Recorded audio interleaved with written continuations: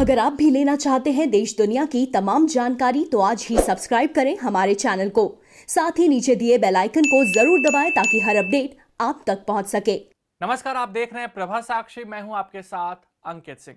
वांछित हीरा कारोबारी नीरव मोदी भारत प्रत्यर्पित किए जाने के खिलाफ अपना मुकदमा हार गया है।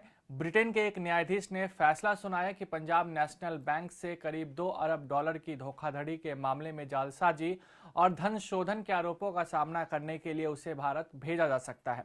लंदन के वेस्टमिंस्टर मजिस्ट्रेट की अदालत में डिस्ट्रिक्ट जज सैमुअल गुजी ने यह फैसला सुनाया। नीरव मोदी दक्षिण पश्चिम लंदन के वेस्टवर्थ जेल से वीडियो कॉन्फ्रेंस के माध्यम से सुनवाई में शामिल हुआ। मोदी पर पंजाब नेशनल बैंक से लगभग 12,000 करोड़ रुपए की धोखाधड़ी का मामला चल रहा है। इसी जांच से डरकर वह इंग्लैंड भाग गया था। ब्रिटिश कोर्ट ने नीरव मोदी की मानसिक स्वास्थ्य चिंताओं को लेकर दी गई दलील को भी खारिज कर दिया। हालांकि इस फैसले के बाद भी भारतीय जांच एजेंसियों और नीरव मोदी के पास हाईकोर्ट में अपील करने का मौका होगा। ऐसे में यह माना जा रहा है कि इस मामले की सुनवाई अभी और लंबी चल सकती है।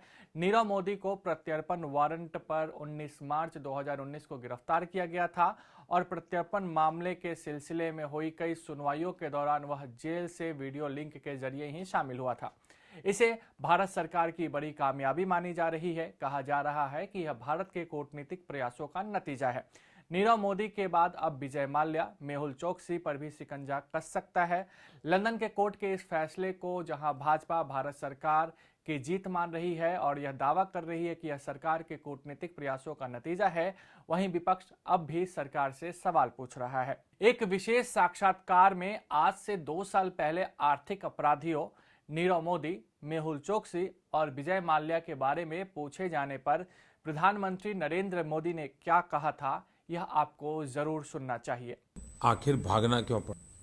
अगर पहले जैसी सरकार होती, यही दोस्ताना चलता, लूटना है लूटते चले, देना है देता चले, खाना है खाता चले, तो फिर उनको भागना भी नहीं पड़ता। इन लोगों को भागना इसलिए पड़ रहा है कि यहाँ पर उनको कानून नियमों का पालन करना पड़ेगा, पाई पाई चुकता करनी पड़ेगी, और इसलिए भागे हैं। जो भागे हैं उनको लाने के लिए अंतर्राष्ट्रीय कानून होते हैं, अंतर्राष्ट्रीय नीति नियम होते हैं, उसका पूरा पूरा उपयोग किया जा रहा है।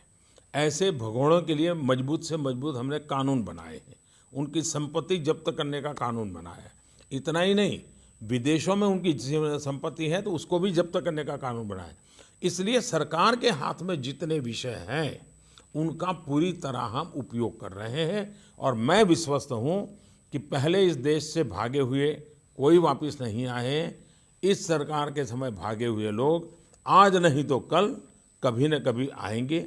डिप्लोमेटिक चैनल से भी प्रयास हो रहा है, कानूनी तरीके से भी प्रयत्न हो रहा है, कानून बना करके संपत्ति जब्त करने की दिशा में भी प्रयास हो रहा है, और हम हिंदुस्तान का पाई पाई जो चुराने वाले लोग हैं, हम पाई पाई वापस लाने के लिए प्रतिबद्ध है।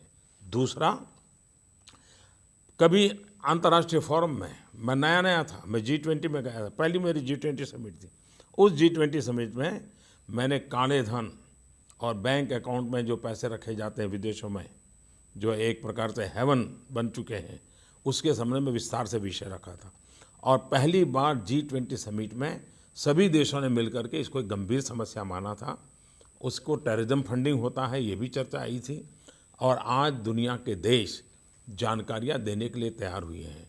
भारत ने कई देशों के साथ एग्रीमेंट किया है कि ऐसे देशों में जो पैसे आएंगे तो आने वाले समय में हमें वो रियल टाइम जानकारी देंगे, और 2019 के बाद ये करीब करीब रियल टाइम जानकारियों का सिलसिला शुरू हो जाएगा, और इसलिए ब्लैक मनी को वापस आना ही पड़ेगा। भारत और पाकिस्तान नियंत्रण रेखा यानी कि LOC पर संघर्ष विराम, सभी समझौते सहमति का कड़ाई से पालन करने और मौजूदा व्यवस्था के जरिए किसी भी अप्रत्याशित स्थिति का समाधान करने या गलतफहमी को दूर करने पर राजी हुए हैं। पाकिस्तानी सेना ने बृहस्पतिवार को एक बयान में इस बारे में बताया। पाकिस्तानी सेना की मीडिया इकाई अंतर सेवा जनसंपर्क द्वारा जारी बयान के मुताबिक भारत और पाकिस्तान के सैन्य अभियान महानिदेशक के बीच स्थापित हॉटलाइन संपर्क व्यवस्था के जरिए चर्चा में दोनों देशों के बीच इस पर सहमति बनी है। वार्ता के बाद इस्लामाबाद और नई दिल्ली में एक संयुक्त बयान जारी कर दोनों पक्षों ने कहा कि नियंत्रण रेखा एवं सभी अन्य क्षेत्रों में हालात की सौहार्दपूर्ण एवं खुले माहौल में समीक्षा की गई। संयुक्त बयान में कहा गया कि सीमाओं पर दोनों देशों के लिए लाभकारी एवं अस्थायी शांति स्थापित करने के लिए डीजीएमओ ने उन अहम चिंताओं को दूर करने पर सहमति जताई जिनसे शांति बाधित हो सकती है और हिंसा हो सकती है।